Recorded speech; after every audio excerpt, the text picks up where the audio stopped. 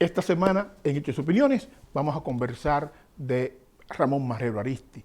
Conversaremos con el arquitecto Luis Facundo respecto al DR-CAFTA, su importancia, la significación de que el gobierno dominicano actual no descuide la oficina de Washington, D.C. Conversaremos sobre Haití, sobre Afganistán y por qué las fuerzas económicas y políticas a nivel universal han priorizado uno y han descuidado el otro. Esto y mucho más en su programa Hechos y Opiniones. A continuación.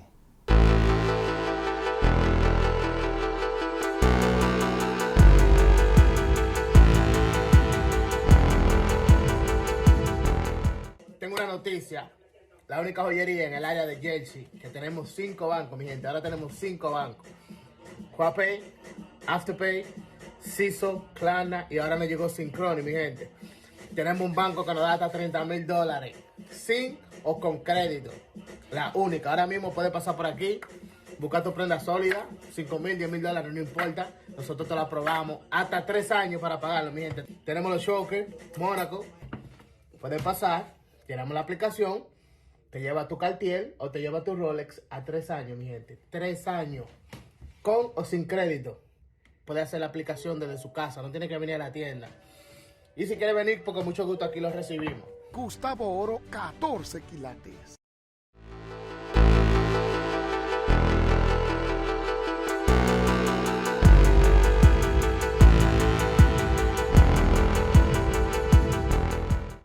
Y continuando con la serie de edición de programas del 2021 en Hechos y Opiniones, vamos a conversar, vamos a reponer la conversación que tuvimos con el arquitecto Luis Facundo en torno a la importancia del DR-CAFTA, aquel acuerdo comercial entre Centroamérica, Estados Unidos y República Dominicana, a su vez la importancia que tiene la oficina dominicana en Washington que maneja estos asuntos, de la que el arquitecto Facundo maneja detalles importantes. Así que vamos con la entrevista del arquitecto Luis Facundo.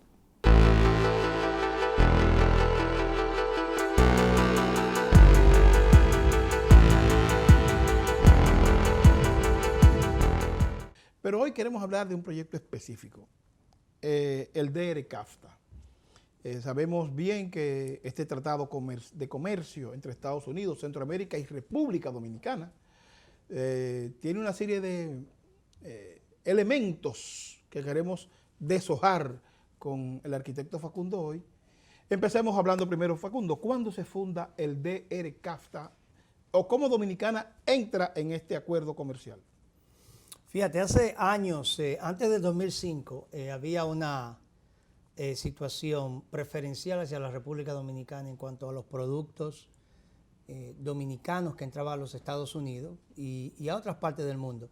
Pero nosotros siempre hemos sido una isla, un país preferencial para los Estados Unidos y siempre nos permitieron vender nuestros productos. Una vez Lyndon Johnson llamó a nuestro país el granero del mundo, y eso fue claro durante la dictadura de Trujillo, donde nosotros éramos grandes productores de arroz y de otros productos y el azúcar, que los Estados Unidos buscaba llenar su mercado de estos. En el 2005 se produce las nuevas negociaciones y eso era en los inicios de lo que pudiera haber sido de la definición del desarrollo global, de los mercados globales internacionales del tiempo de Clinton. Sí, porque viene de 1994, sí, con el famoso, aquel acuerdo que se firmó en Miami, en la Florida, en el que se oficializó todo el proceso del neoliberalismo. Neoliberalismo estaba en ese tiempo lo que era CARICOM y nosotros siempre estábamos tratando de ser parte de CARICOM.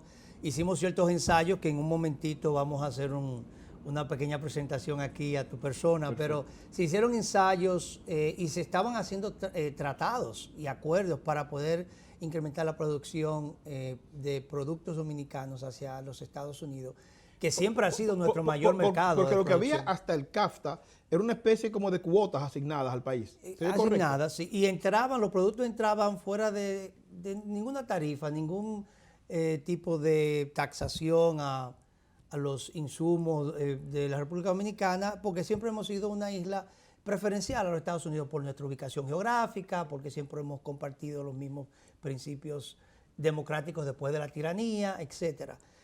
Se nos daba esa preferencia. Ahora llega el 2005 y esos acuerdos causan, los acuerdos de la nueva globalización, del neoliberalismo, causan que países de Centroamérica, de la cuenca del Caribe, entren en una conversación y se crea el CAFTA, simplemente CAFTA. Cuando nosotros nos dimos cuenta, que fue en el tiempo de Hipólito Mejía, en su presidencia, entonces actuamos y esa actuación hace que mandemos un equipo a hablar sobre la inclusión, que era imposible dejar. Puerto Rico ya era parte de los Estados Unidos, Cuba tenía su problema con Fidel Castro político, y nosotros éramos una isla productiva con preferencia. Entonces fuimos a esa discusión para que nos incluyeran. Y esa inclusión en un periodo de 3 meses que se hicieron las negociaciones, se nos incluyó, se hicieron cambios al acuerdo, tuvieron que refirmarlo otra vez los países participantes, Guatemala, Costa Rica, Nicaragua y El Salvador. Guatemala, correcto. Y entonces por eso se llama DR y salimos nosotros ganando DR CAFTA o CAFTA RD, correcto, como si fuera en español. Y ahí comienza todo un nuevo paradigma para la economía dominicana en todos los renglones. ¿En qué beneficia DR CAFTA a la economía nacional? Viéndolo de manera general, porque la inclusión nuestra como país en esa negociación fue un poquito tropezada, fue con tropezones, fue corriendo, fue a última hora. ¿Por qué hubo tanta prisa de los sectores políticos dominicanos en incorporarnos al CAFTA?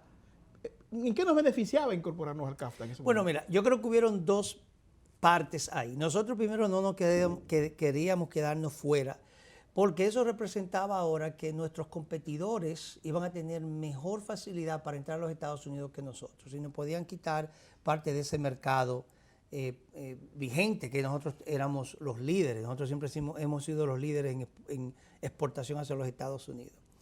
Pero también algunos expertos, conocedores de la materia, lo mismo que estaba pasando cuando ahora Trump era presidente y quería que China abriera los mercados a la paridad de la exportación y la importación de las 2 naciones, a nosotros se nos requirió casi lo mismo en aquel entonces. Entonces los Estados Unidos quería que los productos norteamericanos entraran a la República Dominicana y que tuvieran una paridad en cuanto a los aranceles,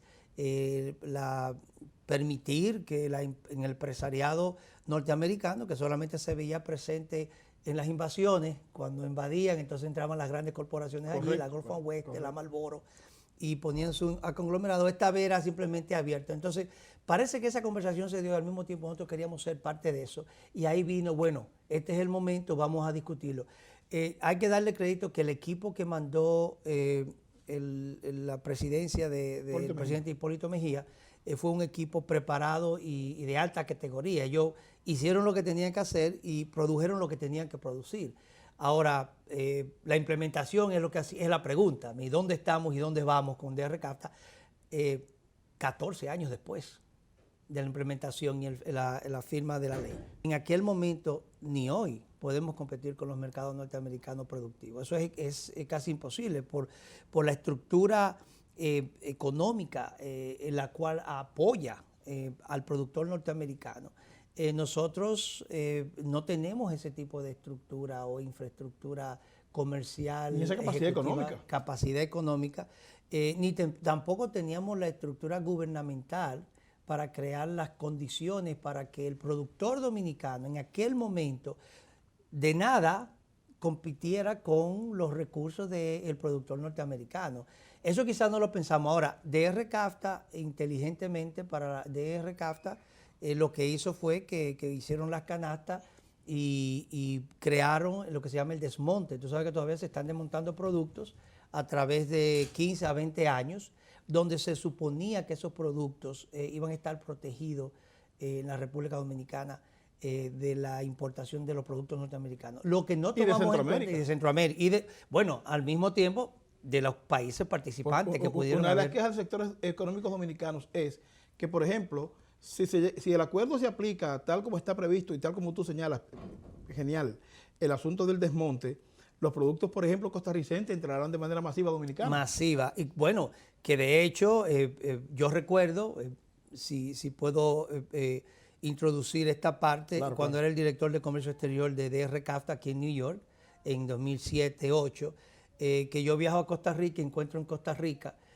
un aparato promocional de la productividad costarricense, café, cacao, arroz, y lo veo muy lindo, y lo veo, yo estaba trabajando en unas reuniones sobre la expansión de nuestros mercados, y 6 meses después paso por Miami, en Miami veo la misma tienda, y 1 año y medio después veo la tienda en el aeropuerto de la República Dominicana, que no sé si te recuerdas, creo que en 2009-2010, cuando tú entrabas a las escaleras, ahí estaba esta tienda Sí, lo recuerdo, claro, de Costa Rica con los productos costarricenses, que es una de las estrategias que nosotros en la República Dominicana no hemos sabido manejar.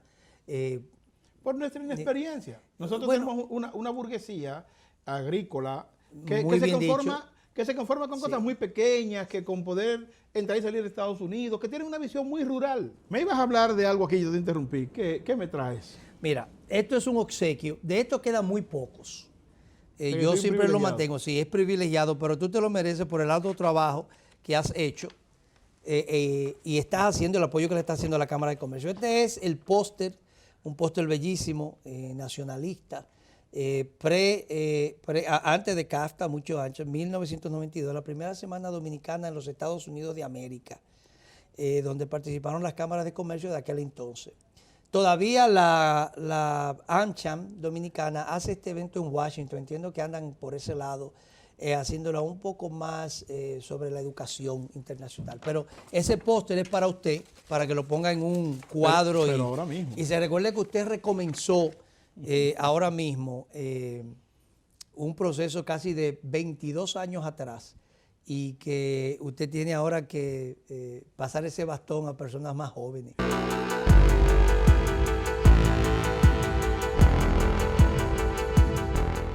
Uno de los aspectos importantes de Hechos y Opiniones como programa es traer a estos personajes de la historia mundial latinoamericana y o dominicana que han, digamos, impactado la vida de muchas personas.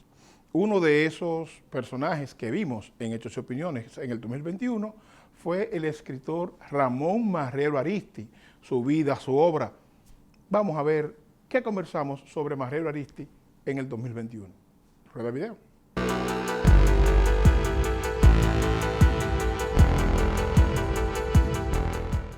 Hoy queremos hablar de uno de los escritores más importantes de la República Dominicana y posiblemente muy poco valorado, de Ramón Marrero Aristi.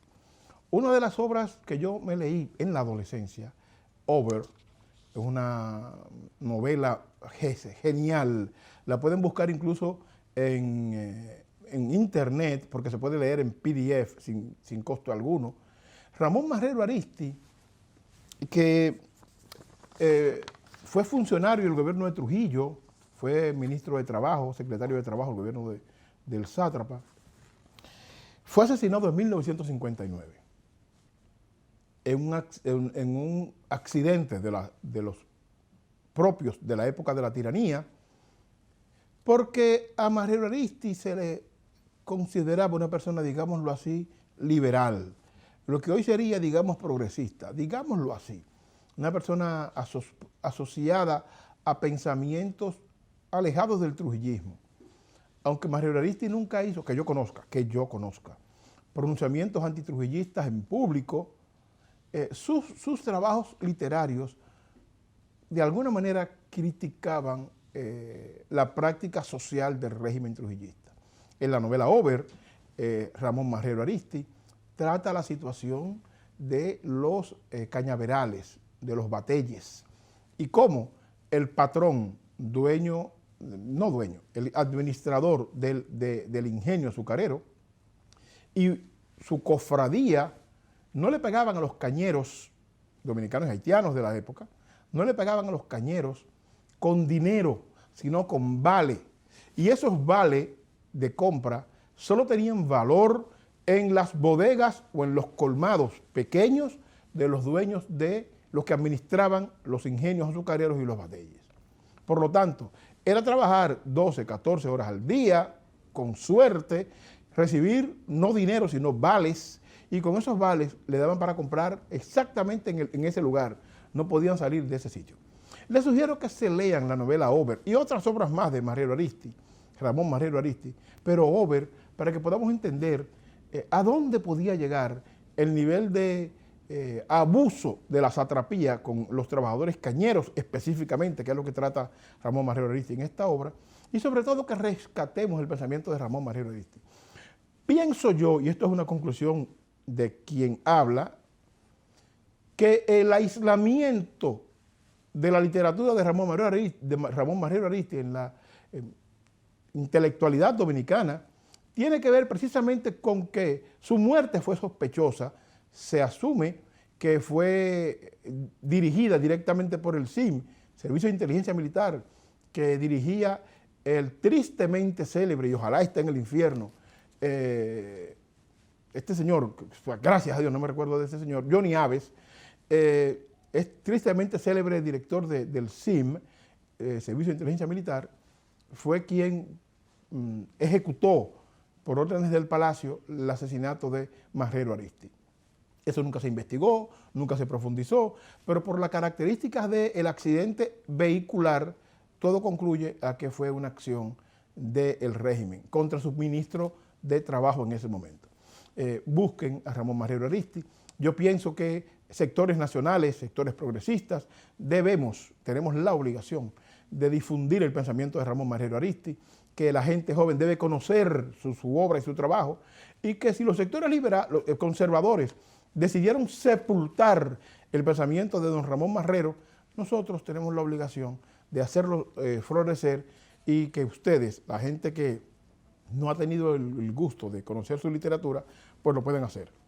Todos a buscar Ramón Marrero Ariztí, sus diferentes obras literarias, y yo recomiendo sobre todo Over por el valor social y el contenido político de esa obra, escrita en plena época de la dictadura trujillista. Miren, un asunto adicional que quiero tocar a propósito de dictadura tiene que ver con el 122 aniversario del ajusticiamiento, dicen unos, y el asesinato, dicen otros, de Ulises Seró Lilís. Lilís, que era de padre haitiano y madre martiniqueña, fue del Partido Azul, el partido liberal que encabezó la lucha a favor de la restauración de la independencia en 1863, fue discípulo muy aventajado del padre de la patria, Gregorio Luperón, discípulo aventajadísimo de Luperón, una persona que manejaba varios idiomas a tal grado que en Casablanca, una conversación en el Departamento de Estado, decían, bueno, él habla su idioma natal, su idioma primario, pero habla inglés y habla francés perfectamente bien. El conocimiento, la habilidad, la agilidad de Lilís para manejarse en el poder en principio fue buena. Supo sumarse muchos enemigos, sumarlos, comprarlos, atraerlos a su parcela política durante un tiempo. Fue la persona que abrió la puerta para que la sociedad dominicana pasara de una época precapitalista a un capitalismo inicial. Con Lilís se abre la puerta para empezar ese tránsito hacia el capitalismo. Y bueno, la construcción del ferrocarril de Nagua-Samaná, que tiene el propósito de carga, fue un avance importante para el país porque, bueno, facilitó el transporte, facilitó que los productos de esta zona pudieran desplazarse de un lugar a otro y no a caballo como era la norma, que es una expresión del precapitalismo. Pero Lilís cometió errores importantes. El asunto del endeudamiento externo fue severo en el régimen de Lilís y además la producción permanente de dinero inorgánico. Todos sabemos que el dinero, papel, es solamente papel y que lo que le da valor a ese dinero es el hecho de que esté respaldado, en algunos casos por oro, en otros casos por petróleo, pero fundamentalmente por oro, que era, digamos, la moneda mundial de cambio, era el oro. Bueno, el ILIS producía papel sin control y eso a su vez disparaba enormemente los niveles de carestía en la sociedad dominicana. Esto, junto con una serie de factores de carácter político, por ejemplo, se fue transformando gradualmente en una dictadura férrea por demás, le granjeó, como es normal, un montón de enemistades. Y el 26 de julio de 1859, tres personas en Moca deciden ajusticiar al tirano o asesinar al ILIS, depende de la lectura que le podamos dar. Para mí, un ajusticiamiento. Horacio Vázquez, Ramón Cáceres y Jacobito de Lara deciden en un complot asesinar al presidente ILIS. Cuando hizo un alto de Santiago a la capital, hizo un alto en Moca, y en una especie de encerrona, porque andaba prácticamente solo, no andaba con un gran séquito, sino que andaba prácticamente solo, en una encerrona al ILIS lo asesinan en Moca. El asesinato del ILIS trajo un montón de consecuencias difíciles para el país. ¿Por qué? Porque la inestabilidad política que empezó a partir de ese momento, ustedes recordarán la Guardia de Mon, que sobre la Guardia de Mon hablaremos en un programa particular. La Guardia de Mon, a raíz del asesinato de ILIS, empiezan a sucederse gobiernos y uno de ellos fue el de Mon Cáceres. Y la famosa Guardia de Mon o Guardia Nacional que instauró Mon para Ramón Cáceres, alias Mon, para imponer las reglas de juego que entendía adecuadas en el momento. Precisamente es Mon, en 1905, el que firma el acuerdo con Estados Unidos que permite que el gobierno norteamericano se instale en las aduanas dominicanas para cobrar la deuda que generó ILIS y que llegaron posteriormente a la muerte de ILIS. En 1905 se firma ese acuerdo y entonces las aduanas son ocupadas por Estados Unidos. Algo parecido, tal vez, a lo que sucede hoy con la intención del gobierno dominicano del famoso prechequeo, que vamos a hablar de eso también con detenimiento sobre la política actual, el prechequeo que se quiere instalar en República Dominicana para que los productos agrícolas entren a Estados Unidos. Tenemos que ver en detalle el tema del prechequeo para ver hasta dónde se vulnera la soberanía nacional con ese proyecto, hasta dónde no es más que un trámite burocrático que no altera, no afecta a la soberanía nacional. Tenemos que ver todos los elementos, los pros y los contras, para la educación de nuestra audiencia. Pero ahora estamos hablando del ILIS.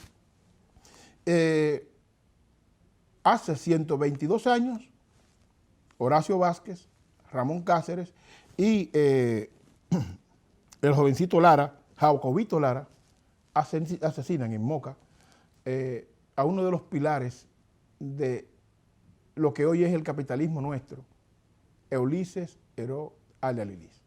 No se mueva, mucho más, hechos y opiniones. Ya regresamos.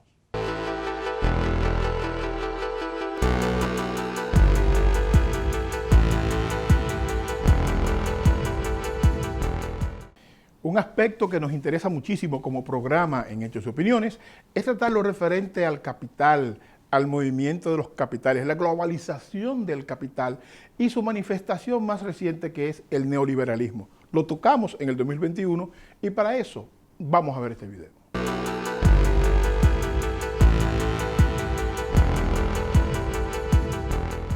Y hoy queremos tocar un tema producto de los conflictos que hemos visto en América Latina en los últimos 15, 20 años, en el que hay una corriente que entiende que cualquier propuesta antineoliberal es una propuesta comunista, progresista, bla, bla. Bueno, queremos hablar un poco del neoliberalismo, pero en términos breves. Digamos que este segmento sería una especie de neoliberalismo para principiantes, por decirlo, digamos, sencillo. ¿Qué es el neoliberalismo a nuestro juicio? ¿En qué dirección van las propuestas neoliberales? ¿Qué se proponen? El neoliberalismo inicia oficialmente en el gobierno de Margaret Thatcher en Inglaterra, pero hubo un experimento en los gobiernos de Augusto Pinochet en Chile, encabezado por lo que llamaban los Chicago Boys, un grupo de economistas que desarrolló esta propuesta económica que perseguía lo siguiente, o persigue lo siguiente: reducir sustancialmente los estados, la función del Estado como regulador en la sociedad, y ampliar las posibilidades de que las empresas se autorregulen, el mercado autorregule las empresas para que haya control de calidad y control de precios, etcétera, etcétera, etcétera. Es decir, la propuesta neoliberal en ese aspecto es darle manos sueltas al capital y a los empresarios y reducir de manera sustancial el rol del Estado en la sociedad y que se quede simplemente como un mero administrador de los bienes públicos. Propuesta de eso es, por ejemplo, en Estados Unidos hace unos 20 años y algo, en la costa oeste, empezó un proyecto que se llamaba HMOs. Era un proyecto orientado a privatizar los servicios de salud. Se crearon unos intermediarios que se llaman HMOs, o aquí llamamos ahora, hay diferentes nombres para esas compañías en la costa este. Esos seguros que usted tiene, con los que usted va al médico regularmente, esos son los famosos HMOs. Empezó en la costa oeste. Y la idea es que ya los planes médicos no lo maneje el Estado propiamente dicho, sino que lo manejen empresas privadas. Sin embargo, que el Estado sí supla el dinero que esas empresas privadas necesitan para poner a funcionar los planes médicos. Con un detallito pequeño: el dinero que sale para sustentar estos programas, obviamente, viene del público, porque el público es el que paga impuestos y el dinero de los impuestos es que el Estado administra, y a su vez es el dinero que ese Estado administra el que le envía a estas compañías privadas. ¿Qué ponen estas compañías? Habría que ver, muy poca cosa en términos de capital. ¿Qué le garantiza al Estado? Le garantiza los clientes, por una parte, porque hacen obligatorio tener uno de estos servicios, y dos, le garantiza el financiamiento de sus servicios, de su trabajo. Se crea una burocracia enorme entre el médico y el paciente, y esta burocracia intermedia maneja unos niveles de poder impresionantes. En Estados Unidos, estas empresas privadas, por ejemplo, de salud, por poner un ejemplo, pasa igual con las cárceles. Muchas de las cárceles norteamericanas son cárceles privadas, la privatización del encierro de la gente, más que del Estado. En el caso de los seguros, hay una serie de regulaciones, producto de que se vio lo descarado de la propuesta inicial de la privatización del servicio de salud. Hay una serie de regulaciones que permiten que los pacientes, no los clientes, no deben llamarse clientes a mi juicio, sino los pacientes, puedan reclamar y tener mucho más posibilidad de éxito en sus reclamos. Pero, por ejemplo, en países como el nuestro, República Dominicana, Colombia, en Chile y otros países de América Latina, la experiencia con la privatización de los servicios de salud ha sido espantosa. En el caso de República Dominicana, los niveles de ganancia de estas compañías intermedias que no existían hace 20 años entre el paciente y el médico han tenido unos beneficios inmensos sin haber puesto prácticamente un peso de capitalización. ¿Y qué hacen? Lo mismo que acá.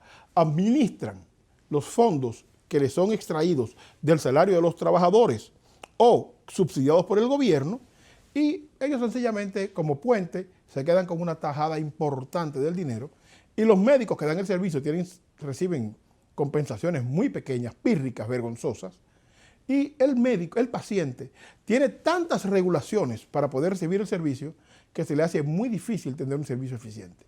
Una serie de acápites que le impiden que un medicamento que el doctor, que es quien receta, que es el científico, entiende que el paciente necesita, pero porque tiene un componente químico X, sencillamente ya no califica para que determinados planes de salud en República Dominicana le provean la medicina que el paciente necesita y que el médico entiende que es el que le puede ayudar con su dolencia. Todo este entramado absurdo es lo que combaten y lo que intentan combatir las corrientes progresistas de América Latina, que entienden que no se puede poner en la mano del mercado el destino de la gente pobre y de las clases medias, que hace falta que el Estado tenga una regulación mayor de las transacciones financieras y las transacciones económicas, y que es obligatorio que el mercado tenga cierto control. Cuando alguien dice estas palabras, sectores de derecha, sectores tremendistas, que son pro neoliberalismo, plantean de inmediato o que se está planteando un comunismo o que se está planteando una revolución y nada que ver. Fue el caso del señor Pedro Castillo en Perú, que finalmente, lo hemos dicho semana tras semana en este programa, finalmente fue proclamado como candidato, como el candidato vencedor de las elecciones pasadas. ¿Cuál es el temor o cuál ha sido el temor que los sectores de poder en Perú, las élites, las oligarquías, etcétera, han estado promoviendo en los medios? Que Pedro Castillo viene con una propuesta comunista y todo ese rollo absurdo en el mundo de hoy, que sabemos que hay que replantear y redefinirse todas estas prácticas políticas. Sin embargo, en algo sí estamos claros con relación al presidente electo Pedro Castillo en Perú. Las propuestas neoliberales deben ser detenidas.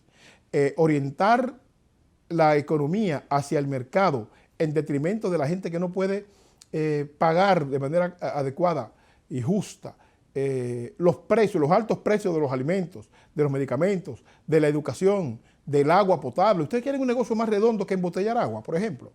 Simplemente hay que buscar el envase y echarle el agua. Y es un negocio redondo. Y ese negocio deja miles de millones de dólares alrededor del mundo al año. Entonces, la idea es combatir estas prácticas económicas y políticas que piensan en el capital como razón fundamental de negocios y no en la gente como destinatario. Un ejemplo de esto, además, es el hecho de que las compañías que, por ejemplo, ofrecen servicios de salud que son intermediarios entre el paciente y el médico, no le dicen paciente a la gente que usamos esos servicios de salud. Nos dicen clientes. ¿Por qué? Porque la palabra cliente te deshumaniza, te distancia de la persona. Un paciente es una persona que tiene una necesidad imperiosa, que tiene un problema real en el que posiblemente tiene su vida en juego. Sin embargo, nos dicen clientes para tratarnos con más distancia, con más deshumanización. En esa dirección, queremos que la audiencia nuestra y la sociedad debe reflexionar en torno hacia dónde debemos caminar en materia económica y hacia dónde deben caminar los planes sociales de los gobiernos y cuál debe ser el rol del Estado en la economía. Eso es esencial para saber si una propuesta intenta privatizar, fiscalizarlo todo, cosa que ya no es posible en esta sociedad, o pretende sencillamente que el ingreso del país tenga una distribución más equilibrada, más justa y que el mercado no se regule a sí mismo, sino que el Estado regule el mercado. Esa es la situación que nosotros particularmente creemos en torno al mercado, a la regulación del Estado frente a la economía, porque nos parece correcta y justa que los que menos pueden sencillamente reciban de igual forma los beneficios que en términos generales todos producimos pagando impuestos, etcétera, a nivel estatal. Creemos realmente que el mercado debe regularse y que el Estado, ese es su papel. Por lo tanto, nos oponemos a cualquier propuesta neoliberal que sencillamente quiere esquilmarle los pocos recursos a los sectores pequeños y medios de la sociedad en detrimento de su bienestar. Pero bueno, señores, el programa llegó a su fin. Gracias por estar con nosotros. Muchas gracias por continuar. Difunda el programa, mándenos a sus amigos, opínennos, denos su punto de vista. Y aquí le esperamos la semana próxima en Hechos y Opiniones. Muchas gracias.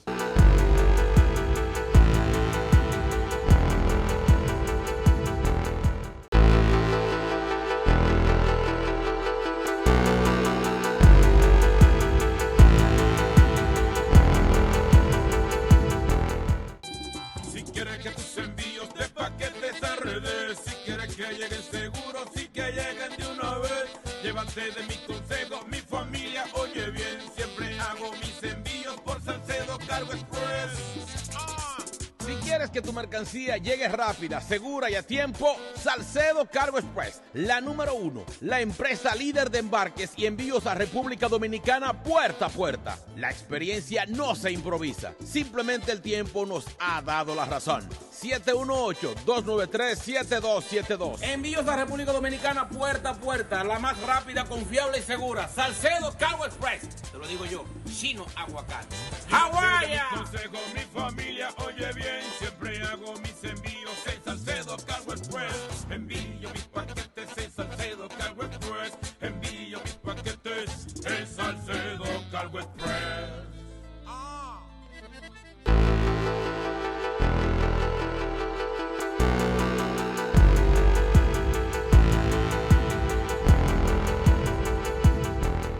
Señores, hay una estrechísima relación entre globalización, neoliberalismo y bajos salarios. El tema de los bajos salarios y los quintiles en República Dominicana fueron tratados en este programa. Para hablar de pobreza, desigualdad y salarios, veamos este segmento.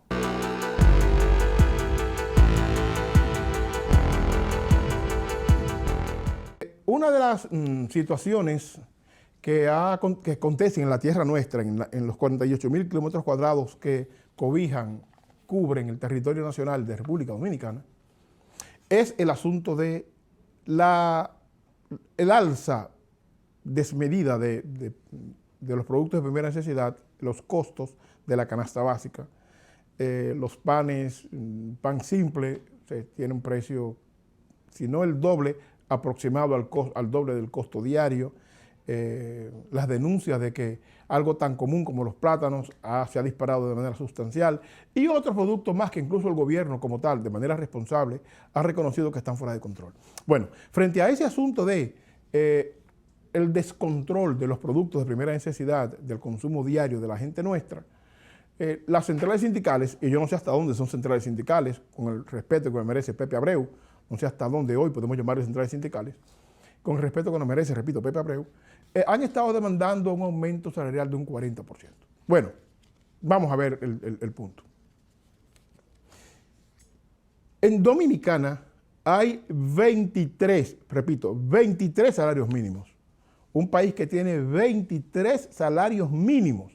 Y el criterio para establecer esos salarios mínimos que establece la ley y que establecieron los que se pusieron de acuerdo para este asunto, fue unos famosos quintiles.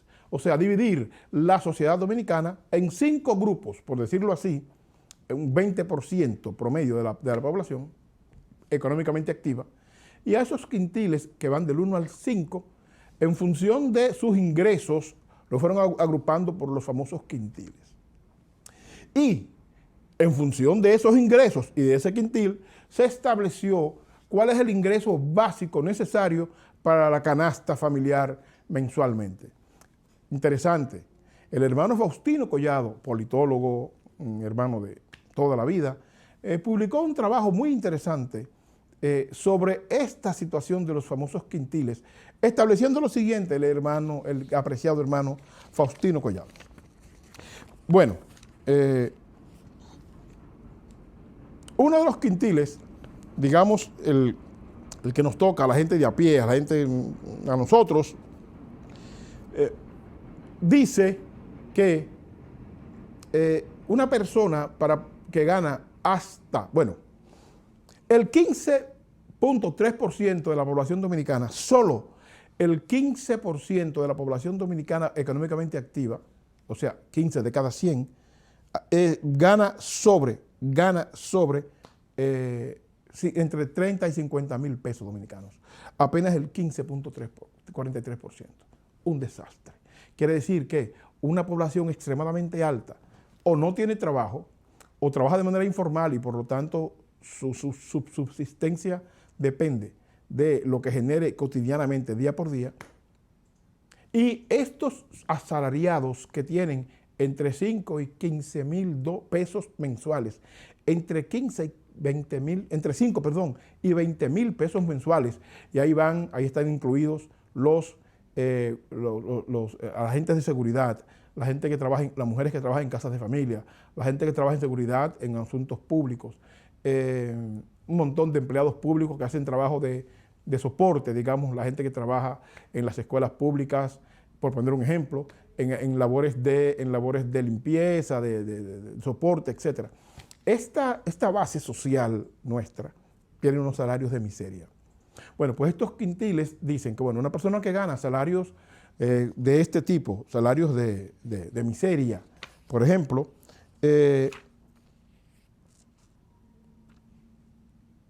necesita una canasta básica familiar mensual, promedio 38 mil pesos, pero gana 15, 20 con mucha suerte. Pero una persona que gana entre 60 mil pesos mensuales promedio y 200 mil pesos, por poner un ejemplo, necesita una canasta básica familiar de unos 68 mil pesos dominicanos. Y el hermano Faustino Collado se pregunta, y yo asumo esa preocupación de Faustino Collado. O sea, que el estómago de una persona cambia y la necesidad estomacal de alguien cambia dependiendo de la clase social a la que pertenezca. O sea, una persona que gana 8, 10, 12 mil pesos dominicanos no puede comer arroz con pollo diario. Sin embargo, una persona que gana de 50 mil pesos arriba, entre 50, 70, 80, 100 mil pesos, sí necesita una canasta básica de 62 mil pesos. Entonces, ese tipo de contradicciones en la sociedad dominicana deben ser resueltas. Y yo me pregunto, ¿acaso no es el fondo de la delincuencia que está fuera de control en el país nuestro? ¿No tendrá que ver con que tomar un salario de este tipo, con unos niveles de ingresos tan pírricos, tan vergonzosos, no estimulan a la gente a que, pero es mejor, y hablo de la gente joven, de los barrios nuestros, es mejor yo salir a la calle y resolver como yo pueda, a coger un trabajo de seguridad que me van a dar entre 5 y 7 u 8 mil pesos al mes? ¿No será que sin darnos cuenta como sociedad estamos creando unos antecedentes, unos precedentes terribles?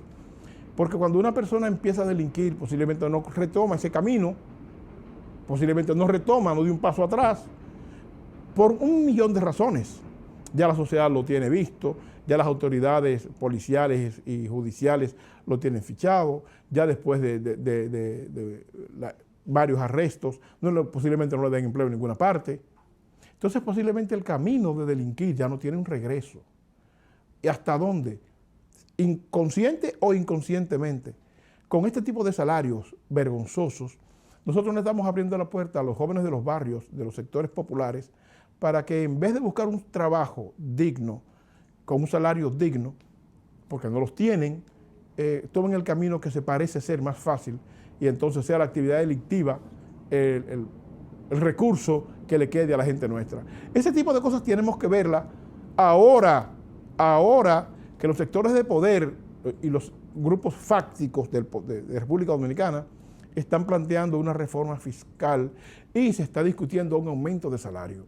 No es posible plantearse un 20% de aumento salarial a todos los sectores de la sociedad, a los 23 salarios mínimos, porque resulta que el que gana $5,000, 5 mil pesos, le aumentan un 20%, que está aumentando 2 centavos.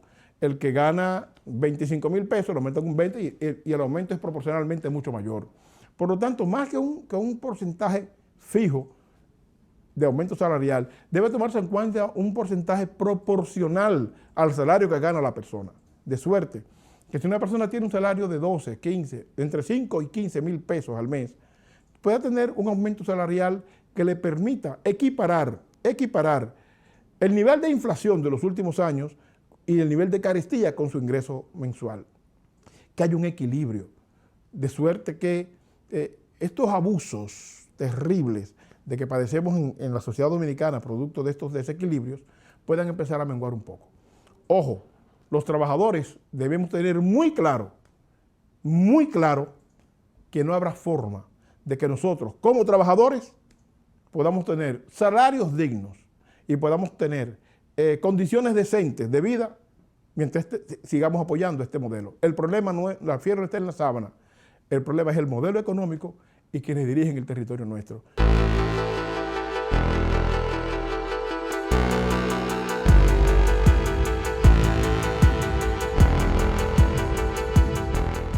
Tengo una noticia. La única joyería en el área de Jersey, que tenemos 5 bancos, mi gente. Ahora tenemos 5 bancos. Huapay, Afterpay, CISO, Klarna y ahora nos llegó Synchrony, mi gente. Tenemos un banco que nos da hasta $30,000, sin o con crédito.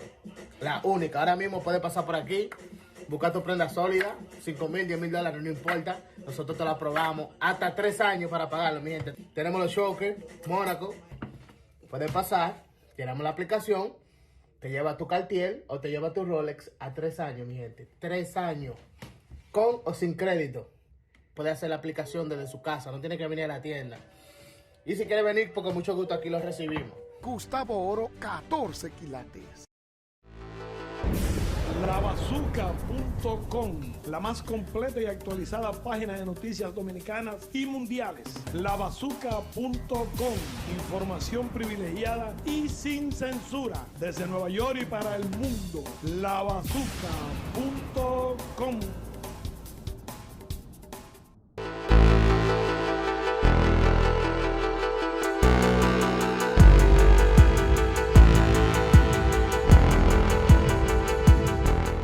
El tema Haití será un tema recurrente en Hechos y Opiniones por la realidad que implica, por los diferentes aspectos que tiene.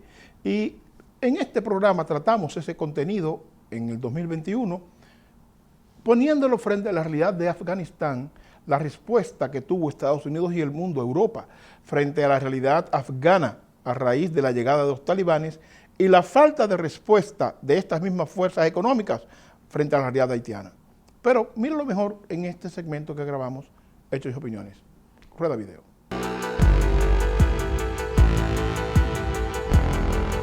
Y continuando con su programa Hechos y Opiniones, queremos retomar esta semana una conversación que hicimos con ustedes la semana anterior respecto a Haití.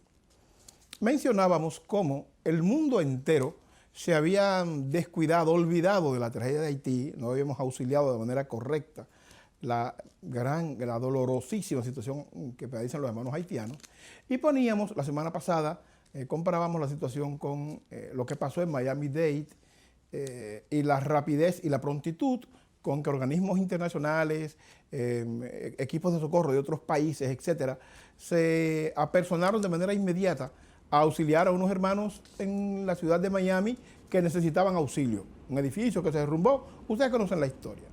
Sin embargo, un pueblo, toda la parte sur de Haití, ha padecido un terrible terremoto y escasamente han aparecido algunos rescatistas de primeros auxilios, escasamente han aparecido, y la situación de Haití empeora cada vez más. Bueno, por ahí no quiero seguir comparando a la realidad de Haití con otras realidades. Afganistán, por los desaguisados de los imperios en la tierra de Afganistán, desde los imperios de hace 4, 5 siglos, 6 siglos, 7 siglos, hasta los soviéticos, que en 1979 tuvieron que salir de Afganistán, entraron y tuvieron que salir posteriormente, Estados Unidos, los países de Europa que han intentado controlar ese país, todo ha sido un fracaso. Sin embargo, los talibanes toman el poder hace un par de semanas, hace unos días, y el mundo se ha volcado con justeza a auxiliar a los afganos, mujeres, niños, etcétera, en el entendido de que llegó un grupo tremendista, extremista, que pone en peligro importantes, la vida, por decirlo así, de muchos afganos.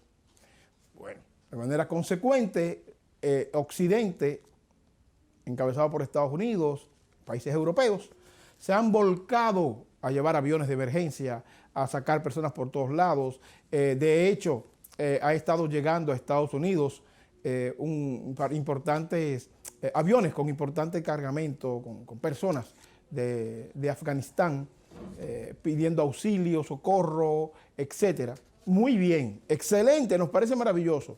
¿Y Haití para cuándo? ¿Cuándo Europa, cuándo Occidente? Haití está en el hemisferio nuestro. ¿Cuándo Occidente va a entender que Haití necesita auxilio ahora? ¿Cuándo Occidente va a entender que es cierto que hay que auxiliar a los afganos? Estamos de acuerdo con eso. Ya que ustedes dejaron que los talibanes hicieran lo que le diera la gana en ese país, después de 20 años de fracasos recurrentes de Europa y Estados Unidos en Afganistán, y ustedes decidieron abandonar el barco sin ningún logro en ese país, nos parece sensato que ahora intenten auxiliar a sus colaboradores y obviamente a los nacionales norteamericanos y europeos que aún quedan en Afganistán. Eso lo entendemos, razonable. Ahora bien, señores, Haití está aquí en el patio nuestro. Haití está en las narices de los Estados Unidos. La congresista Alexandria Ocasio-Cortez personas con las que tenemos algún grado de simpatía, ha dicho que Estados Unidos debería asegurar por lo menos 200.000 visas para los afganos que están entrando al país. Y nos parece sensato lo que dice la representante Ocasio-Cortez. Ahora bien, ¿cuándo van a mejorar el TPS de los haitianos para que los hermanos haitianos puedan tener un respiro y puedan definitivamente poder mejorar sus condiciones de vida? Entonces, son de las cosas que yo no entiendo en la política norteamericana. Seguimos insistiendo, Haití está abandonada, Haití está a su suerte. Nadie de Occidente se preocupa de manera seria por una nación que merece mucho mejor suerte y requiere mucho mayor atención. Les doy un dato. En estos 20 años, la guerra de Afganistán ha costado casi 3 billones de dólares. 3 billones de dólares. Eso es un dineral inmenso. La situación de Haití se resuelve con 5 centavos con relación a eso.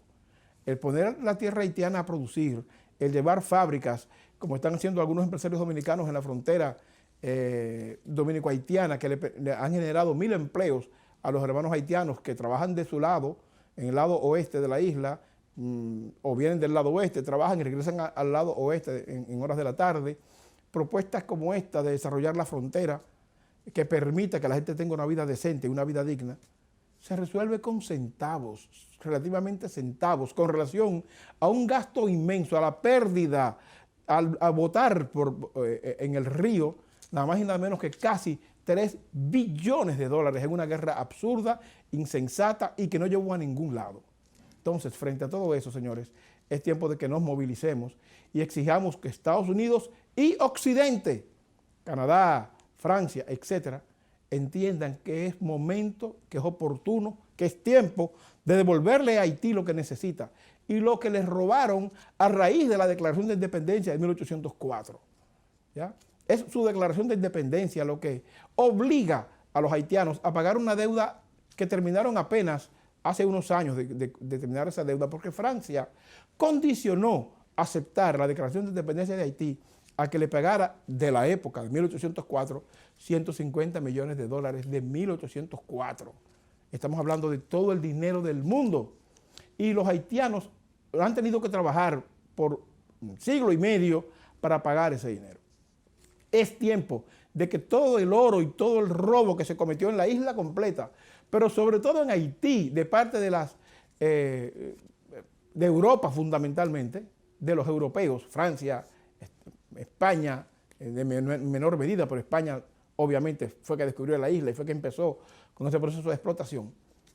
Es tiempo de que le devuelvan lo robado a la isla. Y es tiempo de que Haití tenga una vida más digna. Y eso solamente se logra si estos invasores entienden su rol, ya no solamente buscando beneficios particulares, porque sobre Afganistán tenemos que hablar, y tenemos que hablar largo y tendido, porque ahí hay la famosa ruta del opio, que tenemos que hablar de eso en un programa posterior, que buscan los imperios en Afganistán. Pero mientras tanto se trata de que no dejemos solo a Haití y que Occidente, Europa y Estados Unidos entiendan que esa es su responsabilidad y que es tiempo de ir a auxiliar a Afganistán, muy bien, y Haití para cuándo. Sencillamente queremos plantear eso para que la audiencia nuestra se mantenga más o menos al tanto. El costo de la guerra fuera del hemisferio, guerras que solamente buscan o petróleo o tierras raras o algún beneficio material y dejar en el abandono total a hermanos nuestros como Haití.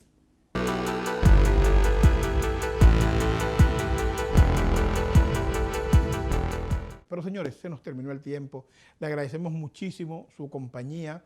Como siempre decimos, sugerimos, por favor, difunda este programa, que la gente se entere de que estamos al aire. Y le esperamos la semana próxima por este mismo canal. Y muchísimas gracias por su compañía. Hasta la semana que viene.